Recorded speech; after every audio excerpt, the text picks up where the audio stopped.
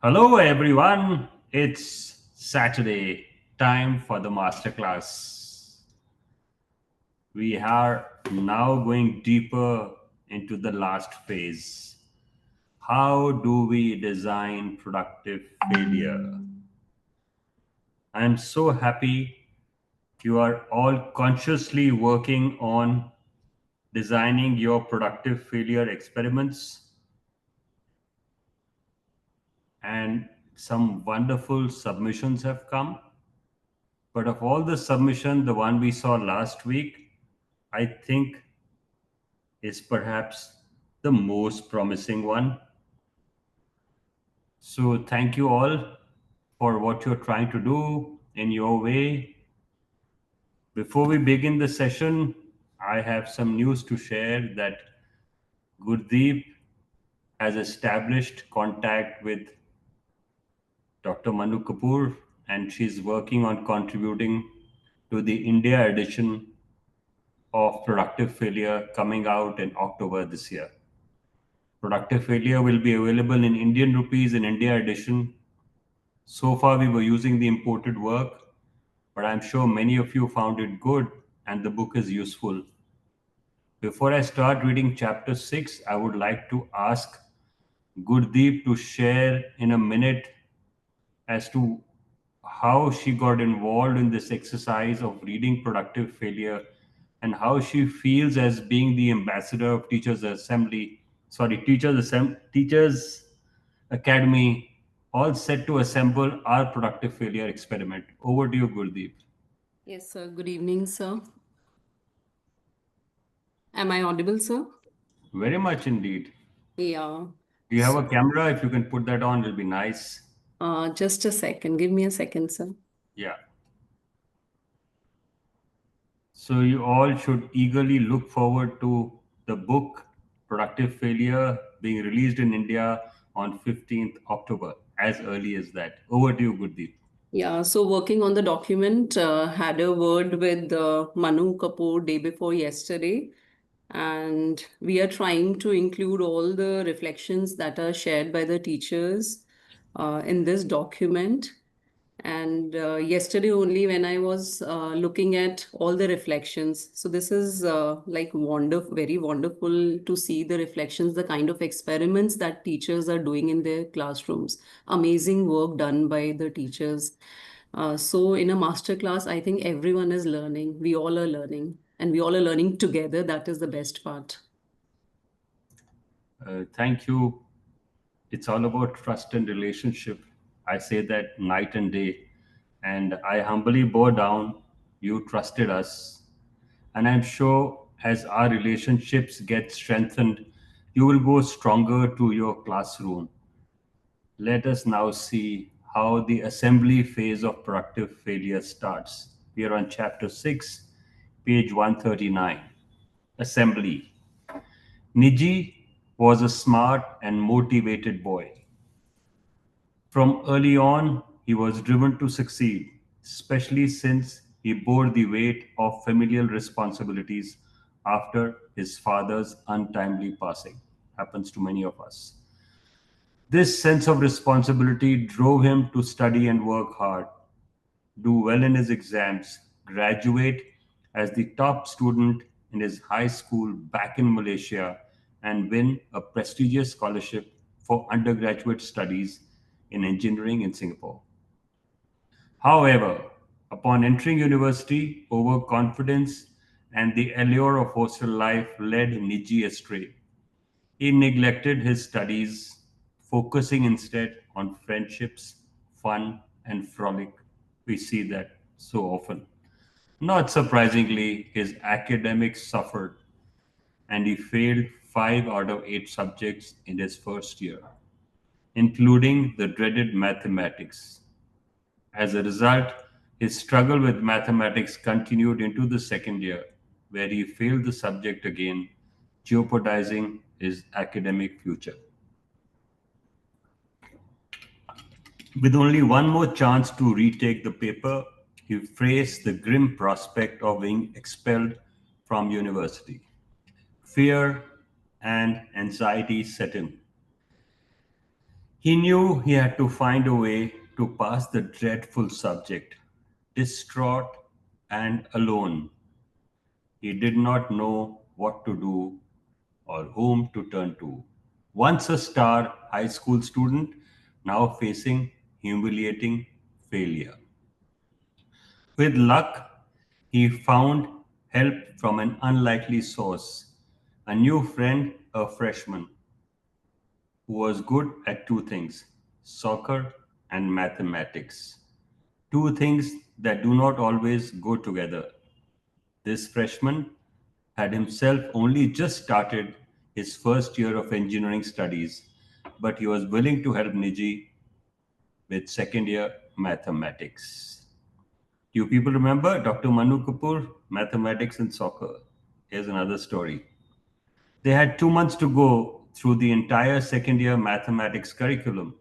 The modus operandi was simple: the freshman dedicating his mornings to learning second year mathematics by himself so that in the afternoons and evenings he could teach Niji that he had learned. By carefully working through Niji's knowledge gaps in a motivating and encouraging manner, the freshman was somehow able to help Niji not only get over his phobia of mathematics, but also understand and sometimes even enjoy the subject. When the results came out, Niji's professor was utterly astonished, remarking that had Niji tackled the original math paper similarly, he would have easily gotten an A. Niji had turned failure into success, albeit with a little help. A turning point in his engineering studies, Niji never looked back, successfully passing all his subjects and graduating as a civil engineer. To this day, Niji gives a lot of credit to his freshman friend, but he's himself too humble to recognize that a big part of why he could turn things around was precisely because his failures had made him ready to learn. He recognizes that now, which is why he shared his story with me. After repeatedly failing at mathematics, Niji not only became acutely aware of his knowledge gaps, but also motivated to bridge those gaps. All he needed was someone to help him. After all, his failure was not so much a lack of ability but effort. And as trying as failing was, it prepared him for learning. He was ready to learn. The freshman turned up at the right time and put things together. In other words, this is assembly. So, when we started the book, the first thing we learned was activation. Second, awareness. Third, affect. And finally, assembly. As monsoons now lead us to winter, we are coming to the last quarter of reading Productive Failure. I feel a sense of fulfillment here. I feel the productive failure myself, but I see hope because I see teachers who have been hit by productive failure will now give us some good projects, case studies, assignments, experiments. It's a sense of fulfillment. So, as you go into the assembly phase, which is the fourth phase, we try and do this in this month, and then you are ready to design your experiments. But please be true to yourself. It's not AI, it's all in. You have everything in you, find it, and that's what productive failure is all about. Niji's story is just that. Niji had it all in, AI, all in with him, but someone helped him find. I am sure you have all in you, and we will do whatever it takes to support you. But you must design your productive failure and not resort to a short term AI outside you. Wish you all the best as we go along. Let's traverse with Niji's story. That is not to say assembly is easy. You all found that out. It is hard. We struggle with it. Take, for example, the various shapes and forms assembly comes in. Explaining something hard to a friend or colleague, having a discussion or debate, tutoring someone, or formally teaching people. In all these situations, we need to assemble knowledge, yet we often struggle to do so. This is because explaining the correct concepts and ideas in clear and engaging ways is the easier part. The harder part is to first activate prior knowledge of the persons you are explaining something to or discussing with or teaching. Make them aware of the knowledge gaps, motivate and engage them, and then bootstrap their own knowledge for learning. Good assembly therefore starts with identifying the parts of the activated prior knowledge resources and then using them for learning. That is what makes assembly hard, which is why developing this skill is important, not just for teachers, but for all of us. It's like building stuff with Legos, which is why I call prior knowledge resources the Lego blocks of assembly. Step one, identify the Lego blocks. A few years ago, I was invited to speak at a physics education seminar on the role of productive failure in the teaching and learning of physics. The audience consisted mainly of university lecturers who took a keen interest in physics education. It was my first time in front of an audience almost entirely of physicists, and I would be lying if I said I was not intimidated. Physicists are known to be super smart and blunt, and they tell you like it is. And I was not sure what they would think of productive failure. I started my talk with a standard problem from an introductory physics course. Suppose you have a smooth ball sliding on a smooth surface, as shown in figure 6.1. We will come to that. Is there a force acting on the ball in the direction of its motion? Note, the word smooth in physics is code for frictionless. In other words, assume the surfaces are so smooth that friction can be neglected. When I put this question to novices, students, or even lay people who do not have a background in physics, the answer is typically yes. There is a force acting on the ball in the direction of its motion. How else would the ball be sliding otherwise? This answer and line of argument is well documented and represents what is commonly known as force as mover misconception. If you thought the same, then you are in the majority. Ask any physicist, however, and the answer will be a resounding no. And that is the correct answer indeed. Once the ball has been set sliding, there is no force acting in the direction of its motion. And that is indeed how all the physicists in the audience also answered. The next question I asked them was, if your students answer yes, there is a force, how would you respond? How would you teach them the correct conception? So that's your ball sliding on a smooth, frictionless surface. After some discussion, the consensus view emerged. Students are clearly wrong in their thinking.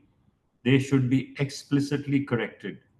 And why there is no force acting on the ball in the direction of its motion should be explained. They said, that is good physics. I asked them if there was anything in students' reasoning that could be used for teaching the correct concept. Their response, no students are completely wrong. I urge them to think harder, not as physicists, but as teachers.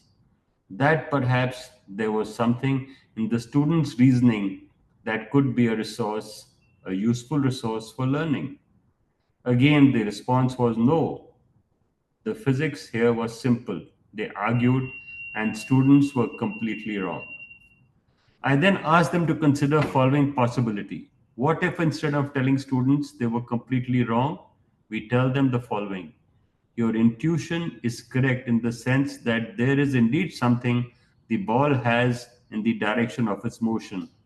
But that thing is not force, it is momentum, which is the product of the object's mass and its velocity. There was a moment of silence. The moment turned into many. I let it sink in, and as it did, I could see that they started to understand where I was going with it. Some started nodding, others restrained a smile even. That was already more than I could ever hope for from an audience of physicists, and then suddenly someone in the audience started clapping. When asked why he was clapping, he said, "That is good teaching." When I pressed him further to explain why he thought that was good teaching, he elaborated. We are quick to see what is wrong in students' answers and reasoning. We are quick to zone in on that which is incorrect so that we can quickly and robustly correct it. What we are not good at is analyzing students' incorrect answers to see if there are elements in those answers, bits and pieces, and components that could be used as building blocks for helping them learn the correct concept. And then he added, this is the difference between doing good physics and good teaching. Good teaching involves identifying parts of students' thinking or reasoning that can be used for learning. Think of those parts as Lego blocks. These parts can be big or small and can come in all sorts of metaphorically speaking shapes and sizes. Last evening at the Brewing Knowledge Friday session, we reached to a very interesting turn in our chapter, which we are reading from Kamala Mukandaya's book, What Did You Ask at School Today? And the interesting bit was we are trying to understand there how working memory behaves and how retention can be improved. Some of you who are perhaps forced to join this session, but some of you who would volunteer to read more, it'll be fun if you join us on Friday evenings for the Brewing Knowledge session. Because last evening we codified that the best way to teach in a class or to ensure good retention and working memory is to offer bite sized learning, something very parallel to what is happening in productive failure. So, what we do on Friday, which is called Brewing Knowledge, is a precursor to the master class on Saturday. Please join us. And finally, the Brewing Knowledge Friday is a meeting, it's not a webinar. It's great fun. Now, think of concepts as a configuration of Lego blocks. Students may have some Lego blocks, but obviously not all. The teacher or the expert, of course, has all the Lego blocks. The trick is to identify students' Lego blocks and assembly them with the expert Lego blocks. In the above example, the students' Lego blocks were the object has some physical property in the direction of the motion. The physical property is force. The expert Lego blocks. The physical property the objects possess in the direction of the motion is momentum. The rate of change of momentum is force. All the teacher now has to do is to assemble these four blocks together. I will get to how this can be done in the following section. But for now, let us continue with the idea of prior knowledge resources as Lego blocks. The Lego blocks of lived experience. The inspiration of thinking our prior knowledge resources as Lego blocks come from the pioneering work of Andrea Disse, 1993, who was first to propose such a notion. Let me just check if Jugjeev sir is here.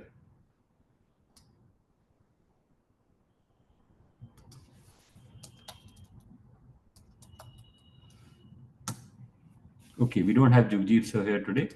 So it takes me back to again last evening And the beautiful part about last evening was when we talked of a very simple thing. How do we improve retention?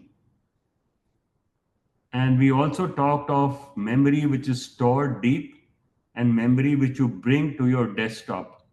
So if you look at your desktop, that is your working memory. All you can see on the screen. And your CPU is your entire brain, your entire memory.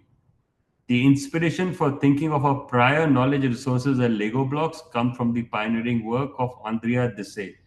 Now, what is inside you? You have every Lego block. If you look at the Lego block, you have the experts' Lego blocks and you have the students' Lego blocks somewhere in your memory. This is metaphorical. You don't have physical pieces of Lego in your memory, but you have knowledge. And that knowledge is akin to Lego blocks. Imagine your mind as a vast collection of Lego blocks, each representing a prior piece of knowledge or an intuitive understanding of the world around us. He argued that as we experience the world, we develop simple Lego blocks of knowledge, self contained nuggets of knowledge derived from our everyday experiences. The force as a mover misconception we just covered is a perfect example. Or things fall when dropped, or it gets hotter the closer we are to a heat source, or bigger causes result in bigger effects, and so on. These basic observations from daily life through the persistent repetition result in fundamental units of knowledge, so much so that such knowledge requires no further proof of explanation. He called this P prims or phenomenological primitives. P prims or phenomenological primitives are the fundamental units of our intuitive understanding, formed from our direct experiences with the world. They are akin to basic facts or rules that's self-evident based on our daily experiences. They are axiomatic. Andrea Disse theorized the P prims are in fact the initial building blocks of our knowledge, which we constantly use, refine, and reconfigure to build more complex understandings. So we are now working on the assembly phase. Very simple to what we were saying. How do you bring things to your working memory and how do you improve retention? The recording and the conversation of Friday Brewing Knowledge is now available on the YouTube channel, which talks about working memory and retention. And here we are talking of something very similar. So if you missed yesterday's session, please do play the video from the My Good School channel. Let me again humbly tell you that we are there to make you feel the joy of learning. We are there because we want to see you as happy teachers. And when very few people come to our sessions, we are happy because the few champions come, but you miss the fun. Although Disse's work was derived in the domain of physics, the idea of p prims applies more widely in a diverse number of domains. First, physics. Consider the concept of inertia. A fundamental p prim here is the observation that an object at rest stays at rest unless acted upon. This P prime emerges from everyday experiences, like noticing a ball only rolls when pushed. To understand inertia and physics context, this P prime is combined with others, like the understanding of force affects motion, leading to a more nuanced grasp of Newton's first law of motion, mathematics. In algebra, the concept of solving for an unknown variable can be traced back to simpler p-prims. One such p-prim is the basic understanding of balance, like balancing weights on a scale. This idea, when coupled with p-prim that operations can reverse each other, like addition and subtraction, helps in grasping how to isolate variables in equations. Let's move to biology. Understanding the food chain in biology starts with basic p-prims like animals eat other living things to survive. This P prim, combined with the observation that some creatures eat plants while others eat animals, helps form a more complex understanding of ecological relationships. History. In history, understanding casualty in events involves P prims. For example, the idea that complex events often have multiple causes is a p-prim that can be used to understand complex historical events like wars, where economic, political, and social factors interplay. Literature. In analyzing literature, a p-prim might be the understanding that characters' actions reflect their motivations. The basic understanding helps in deeper literary analysis, allowing readers to infer themes and plot developments. Art. In art, a P prim could be the recognition that colors evoke emotions. This foundational understanding is crucial in appreciating and creating art that resonates emotionally. The theory of P prims offers a fascinating lens to view learning as a dynamic building block process. Simple, intuitive pieces come together to build more complex understandings. Each domain has its own set of p prims that we intuitively use and reconfigure to understand the world around us, much like how diverse structures can be built from Lego blocks. Where you initially build with simple blocks, or different shapes, sizes, and colors, but then start to experiment and create new structures, advanced concepts, or rearranging blocks, P prims in a novel way. So I will just summarize this P prim concept for you and post it in the Teachers Academy WhatsApp. I'll do the postings after the session. The process of learning therefore involves not just identifying the accessing these Lego blocks, but also reconfiguring them to fit new concepts and expert understanding. Identifying and accessing Lego blocks comes from activating prior knowledge. Indeed, this was a key realization I had during my doctoral studies. The first job of teaching is actually not to teach, but to prepare the novice to see, to prepare the learner to receive expert knowledge.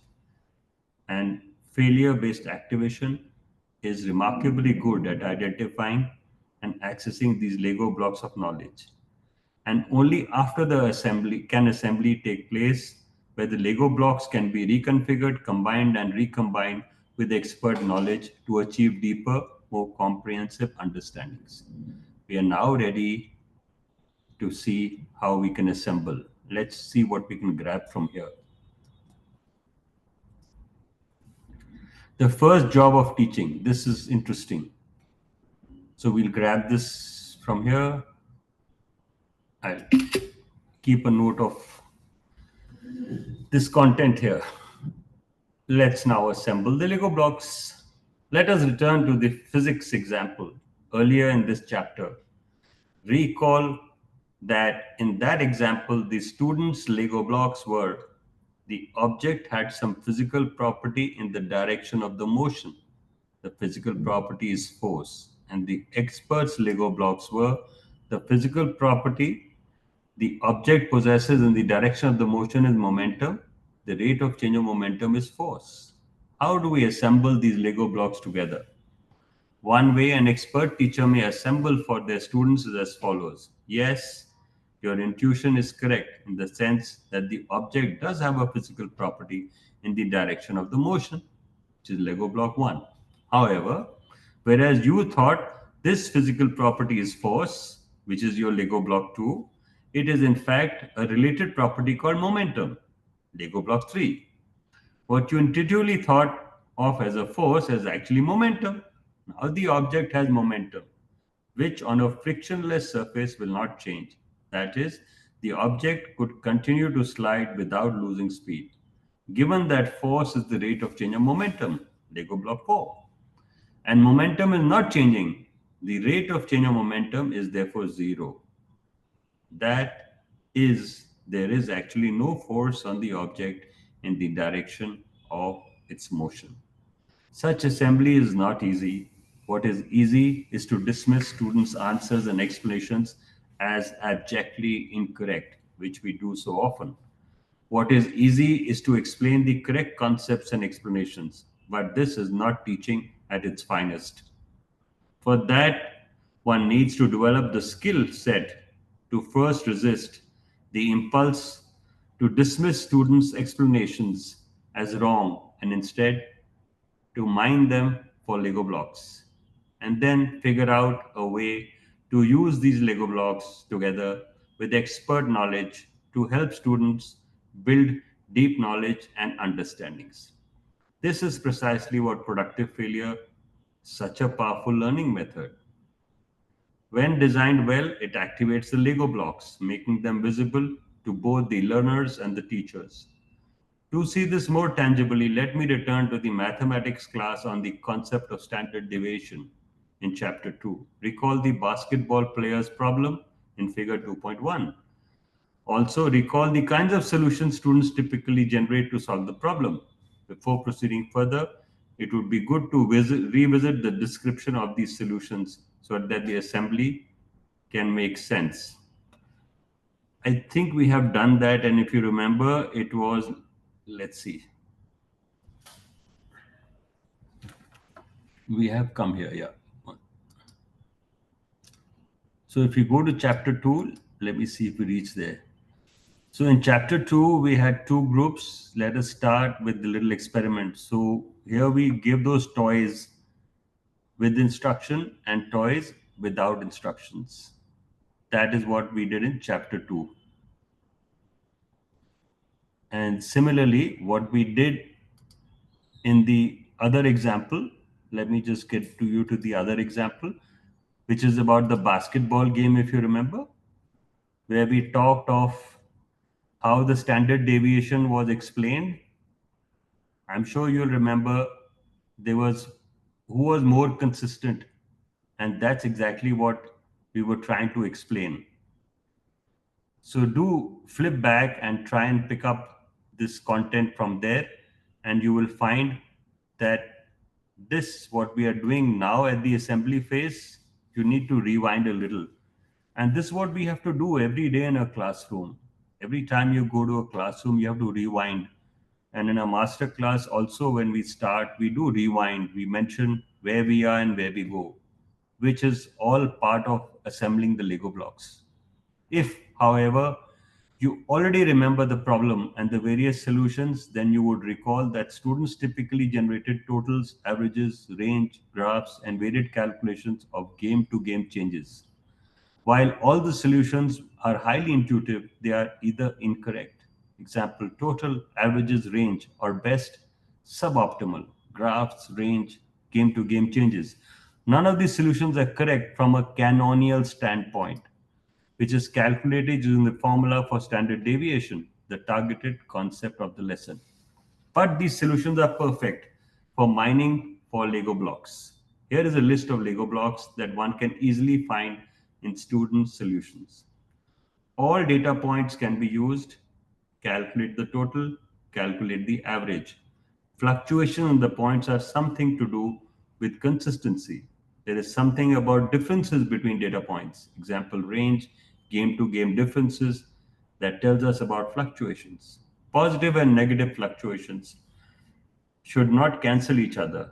Individual fluctuations can be summed up to calculate total fluctuations. Dividing by the number of fluctuations gives the average fluctuations. The larger the average fluctuation, the greater the inconsistency. If you know your mathematics, then you would know that the Lego blocks represent almost all the components needed to assemble the correct formulation of standard deviation.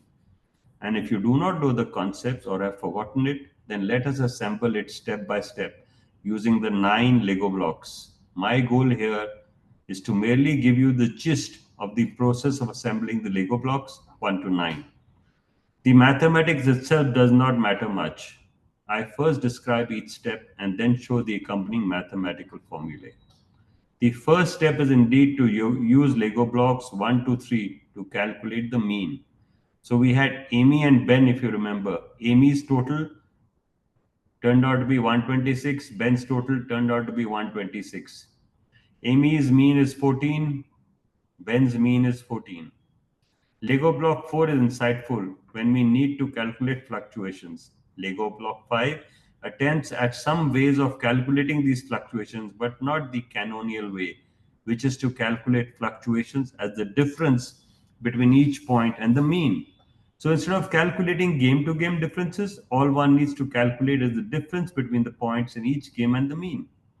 So you look at Amy's process: 11 minus 14, 12 minus 14, and that's how it goes. Look at Ben's process.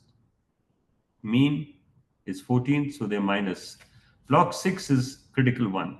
At some points, we will be above the mean and others below the mean. Some differences will be positive and others negative. And adding them would mean the positive and negative ones will cancel each other. One way to avoid the cancellation effect is to consider only the magnitude of the difference, not whether it is positive or negative. This would ensure all differences are positive. And by the way, we call these differences deviations, just a norm. Amy's magnitude or differences from the mean 3, 2, 1, 0, 0, 1, 2, 1. These are the differences which we have seen in the deviation from 14, 11 minus 14, and you get 3. And Ben's deviations is explained in the series below. But that raises the possibility of other ways of making the deviation positive. How about squaring each deviation? We know that squaring a number always returns a positive number. Therefore, squaring would make all the deviations positive. So Amy's minus 3 will become 9, 4, 1, 0, 0, and 9. Ben's squared differences would become 4, 9, and so on. Lego block 7 can be used to sum up all sum of the squared distances. So the squared distances added up 28. Ben's added up 36. Lego block 8 can be used to calculate the average of the sum squared distances. What one ends up with thus far is the variance function. Average of Amy's squared deviation is 28 by 9. Average of Ben's squared deviation is 36 by 9. The final Lego block comes from the expert. By taking the square root of the variance function, we get the standard deviation.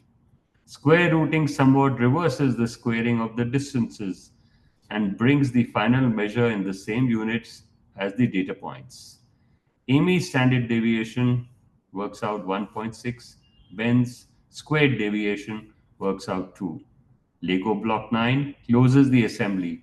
Ben's standard deviation is 2, which is greater than Amy's 1.76. Hence, Amy is more consistent of the two. There you have it, the entire canonical procedure for calculating standard deviation, built almost entirely using prior knowledge resources or Lego blocks generated by novices who do not even know the concepts. One could, of course, just explain the canonical steps. But when the canonical solution is built upon student-generated Lego blocks, it connects with their prior knowledge, making for deeper understanding and transfer. However, the expert or the teacher has a big role to play in ensuring deeper understanding and transfer. And this comes from the process of comparing and contrasting that helps students see what is critical and what is not. Let's understand what is comparing and contrasting. Some of my favorite memes on social media are ones on punctuation, like the ones below. I love cooking my family and my dog. I'm giving up drinking for a month. I love cooking my family and my dog. It's time to eat friends. It's time to eat friends. I give up working for a month. I give up giving up drinking for a month. I'm sorry I love you. I'm sorry I love you. See what the punctuation is doing. In each pair of statements, everything is the same except the placement of the comma or the period. And how drastically and hilariously the meaning changes. Now you can teach someone about the importance of getting your punctuation right, or you can show contrasting statements like the above, and they will get the point immediately. That is the power of well designed contrasting cases. Research shows that we do not learn as well from single examples or cases, but when presented with typically two cases at once, cases that are similar and different in interesting ways, we tend to learn and transfer a lot better. Mary L. Gick and Keith L. Holyoke, 1983, were probably the first ones to systematically demonstrate how we fail to learn from single cases or examples and why two cases are better than one. They started by having undergraduate students solve a problem called the radiation problem. You might want to try it too. The radiation problem. Suppose you are a doctor faced with a patient who has a malignant tumor in his stomach. It is impossible to operate on the patient, but unless the tumor is destroyed, the patient will die. There is a kind of ray that can be used to destroy the tumor. If the rays reach the tumor all at once at a sufficiently high intensity, the tumor will be destroyed.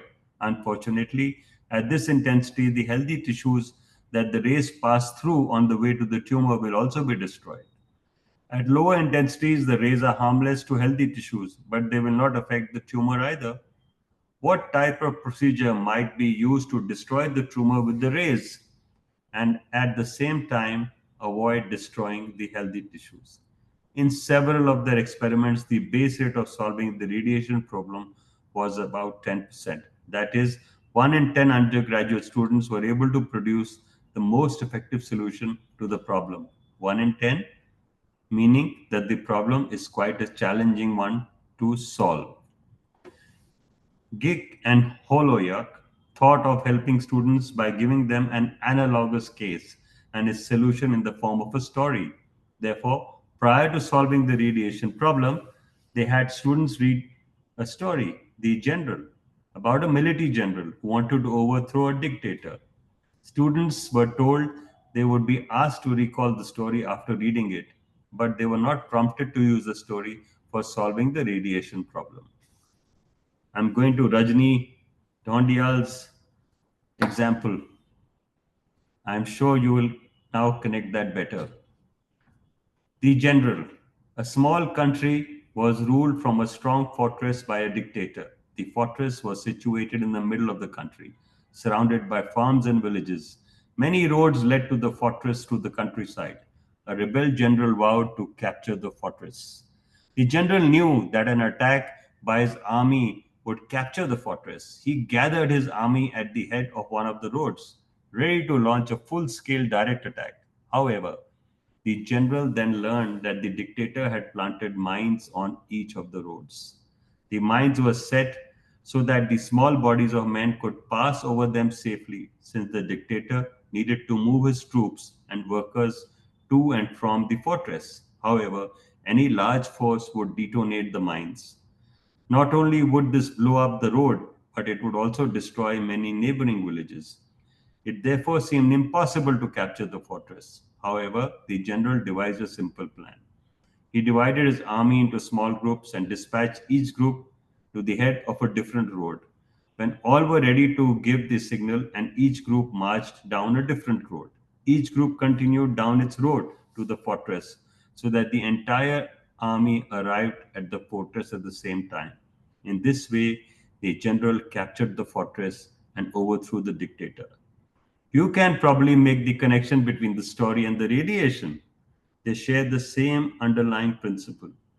Just like the general divided his army into small groups, adding the following sentence at the story, the general, let me see, how come I missed anything?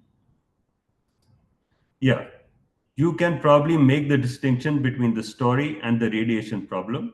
They share the same underlying principle, just like the general divided his army into small groups and then had them converge on the fortress from the different direction. So too can doctor divide the rays into low intensity rays and have them converge on the tumor from different directions. If students could spontaneously see this connection, the underlying principle, they should be able to transfer it from the story to the problem. Recall the transfer refers to the ability to learn something in one context, the story, and apply it in a novel context, the radiation problem. And that is exactly what happened. Reading the story, followed by solving the radiation problem, improved the percentage of students who could solve the radiation problem. The needle moved from 10% to 30%, giving students an analogous story which was different in context but similar to the underlying principle. Did improve problem solving, although it tripled it from 1 in 10 to 3 in 10. Still, if you think about it, 30% is quite dismal. Spontaneous transfer is hard. Glick and Holoyak thought that perhaps most students are unable to see the underlying principle, which was necessary for spontaneous transfer to occur. So they took the logical next step and made the principle explicit by adding the following sentence at the end of the story. The general attributed its success to an important principle. If you need a large force to accomplish some purpose, but are prevented from applying such a force directly, many smaller forces applied simultaneously from different directions may work well.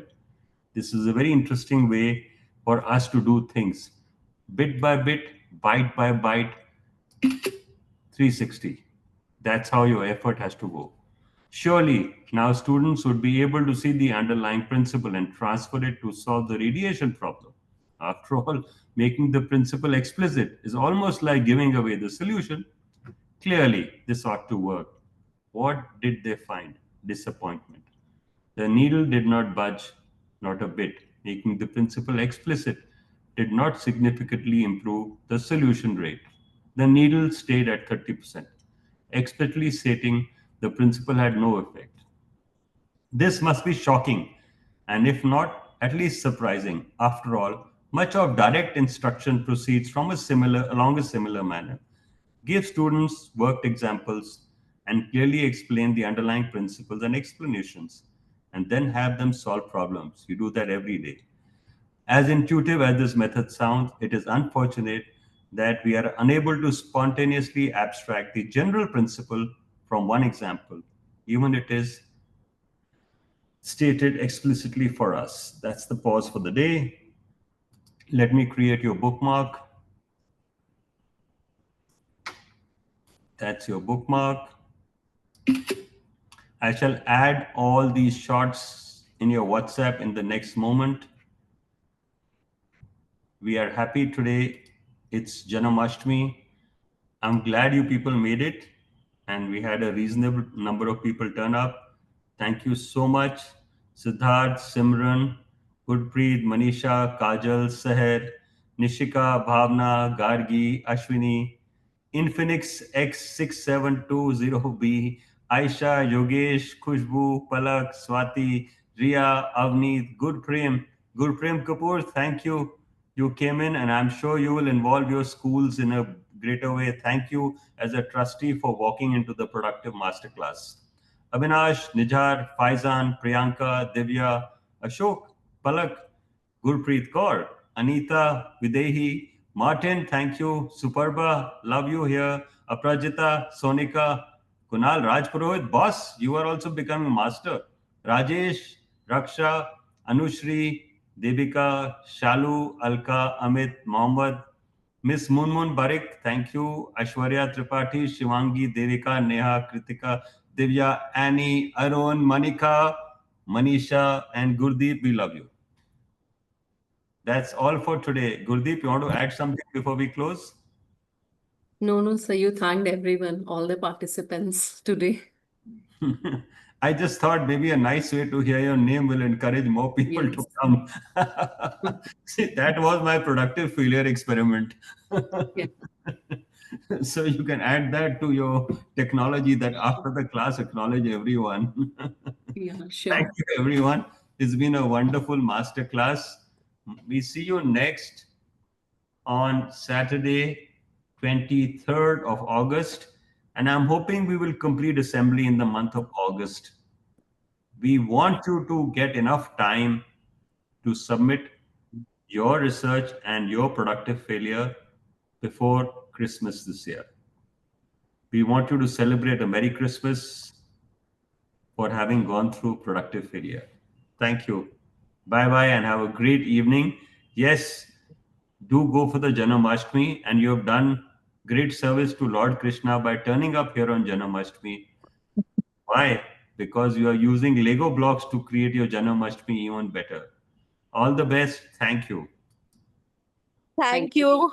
Thank you. And I'm also waiting for you tomorrow. So do join tomorrow, everyone. Thank you. Yeah, tell us about the guest who's coming to my good school before you run away, Manisha. I'm glad you walked in today. I was there. So Pramod sir is going to join us tomorrow. And please come and see. He's a wonderful educator.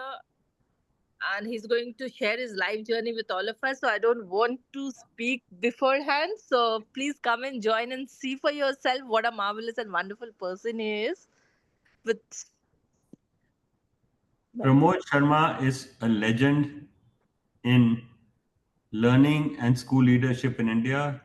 Doon School, Tashi Namgyal, Gangtok, Mayo College, Mayur School, Genesis School, all through Pramod's eyes. He is our meet and greet guest tomorrow at my good school, and all are welcome. Thank you. Let's see how many of you wish us good morning today. All the best. Bye bye.